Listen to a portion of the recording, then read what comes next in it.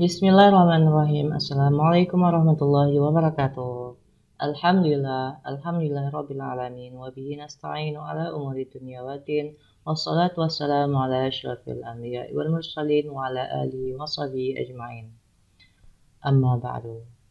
Perkenalkan, nama saya Muhammad Haikal. Pada kesempatan kali ini, saya akan mempresentasikan hasil kerja proposal saya dengan judul analisis faktor-faktor yang mempengaruhi pengeluaran konsumsi rumah tangga dalam perspektif Islam. Studi kasus di Kecamatan Bedada, Kabupaten Biren. Yang pertama itu adalah apa itu konsumsi. Pengertian konsumsi secara umum adalah pemakaian dan penggunaan barang-barang dan jasa, seperti pakaian, makanan, minuman, rumah, peralatan rumah tangga, kendaraan, alat-alat hiburan, media cetak, media elektronik, jasa konsultasi hukum, jasa konsultasi kesehatan, belajar atau kursus, dan lain sebagainya. Konsumsi dalam Islam. Konsumsi Islam adalah suatu kegiatan ekonomi dalam penggunaan barang dan jasa untuk digunakan dan memenuhi kebutuhan hidup dengan cara mengalokasikan dan mengelola sumber daya yang ada dengan berdasarkan pada prinsip-prinsip dan nilai Al-Quran dan Sunnah. Kemudian, apakah faktor-faktor yang mempengaruhi konsumsi? Banyak faktor yang mempengaruhi besarnya pengeluaran konsumsi rumah tangga. Faktor-faktor tersebut dapat diklasifikasikan menjadi 3 pokok besar, di antaranya yang pertama adalah faktor-faktor ekonomi, kedua faktor-faktor demografi atau kependudukan, dan yang ketiga adalah faktor-faktor non-ekonomi. 1. Faktor ekonomi, yaitu berupa pendapatan rumah tangga, kekayaan rumah tangga, jumlah barang konsumsi tahan lama, dan perkiraan tentang masa depan. Yang kedua itu adalah ada faktor demografi, yaitu ada jumlah penduduk. Maksudnya adalah jumlah penduduk yang besar akan memperbesar pengeluaran konsumsi secara menyeluruh, walaupun pengeluaran rata-rata per orang atau per keluarga relatif rendah. Yang kedua itu ada komposisi penduduk, yaitu komposisi penduduk suatu negara dapat dilihat dari beberapa klasifikasi. Di antaranya itu ada usia, produktif dan tidak produktif, pendidikan rendah, menengah dan tinggi, dan wilayah tinggal, maksudnya di perkotaan atau di pedesaan. Yang ketiga itu faktor lainnya. Faktor-faktor non-ekonomi lainnya terhadap besarnya konsumsi adalah faktor sosial budaya masyarakat. Misalnya saja perubahan pola sosial budaya makan, perubahan etika dan tata nilai karena ingin meniru masyarakat lain yang dianggap lebih hebat atau tipe ideal. Kemudian jenis dan sifat penelitian. Yang pertama adalah jenis. Dalam penelitian ini, penulis menggunakan metode pendekatan penelitian kuantitatif. Penelitian kuantitatif itu digunakan untuk menguji suatu teori, untuk menjadikan suatu fakta atau mendeskripsikan statistik, untuk menunjukkan hubungan variabel. Adapun variabel dalam penelitian ini yaitu variabel independen, yaitu berupa pendapatan, jumlah tanggungan keluarga, dan tabungan. Terhadap variabel dependen yaitu konsumsi. Kemudian itu ada sifat. Dilihat dari sisi sifat penelitiannya, penelitian ini bersifat asosiatif, yaitu untuk mencari pengaruh antara satu variabel dengan variabel yang lain.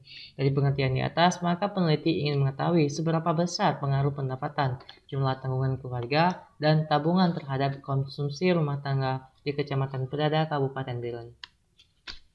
Kemudian ada sumber data. Sumber data itu dibagi ada 2. Saya dapatkan yang pertama adalah data primer.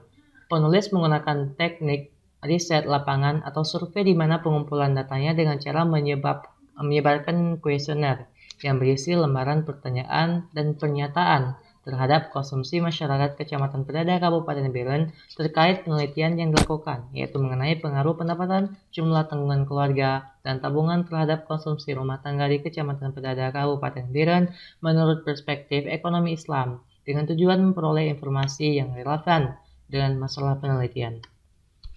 Dan yang kedua itu ada data sekunder. Data sekunder adalah data yang diperoleh dari berbagai sumber tertulis seperti literatur, artikel dari surat kabar, tulisan ilmiah, ketatanegaraan, keterangan atau publikasi dari internet yang dapat memberikan informasi bagi penelitian yang diperoleh dari penelitian kepustakaan atau literatur yang berhubungan dengan permasalahan yang akan diteliti.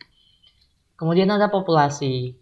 Populasi dalam penelitian ini yang menjadi populasi adalah kepala keluarga di Kecamatan Pedada Kabupaten Biren yang telah memiliki pekerjaan atau pendapatan. Adapun jumlah keluarga yang dimaksud berjumlah 6.440 kepala keluarga. Sampel. Dalam penelitian ini peneliti menggunakan teknik simple random sampling. Teknik random sampling atau dikatakan simple sederhana karena pengambilan anggota sampel dari populasi dilakukan secara acak tanpa memperhatikan setara yang ada dalam populasi itu. Selanjutnya itu ada metode pengumpulan data. Yang pertama itu melalui kuesioner. Kuesioner merupakan metode pengumpulan data dengan cara memberikan seperangkat pertanyaan atau pernyataan tertulis kepada responden untuk dijawabnya. Kuesioner dapat berupa pertanyaan tertutup ataupun terbuka. Teknik ini dilaksanakan dengan menggunakan daftar pertanyaan bentuk tertutup untuk memudahkan peneliti dalam menganalisa data. Survei dilakukan dengan membagikan kuesioner kepada responden konsumen di Kecamatan Pedada Kabupaten Biren dari variabel yang akan menjadi titik tolak instrumen emiten yang berupa pertanyaan maupun pernyataan. Yang kedua, yang selanjutnya yaitu pengolahan data. Yaitu yang pertama itu ada editing, adalah suatu kegiatan pengolahan data dengan memeriksa daftar pertanyaan yang telah diserahkan oleh para pengumpul data. Tujuan daripada editing adalah mengurangi kesalahan atau kekurangan yang ada di dalam daftar pertanyaan yang sudah diselesaikan sampai sejauh mungkin.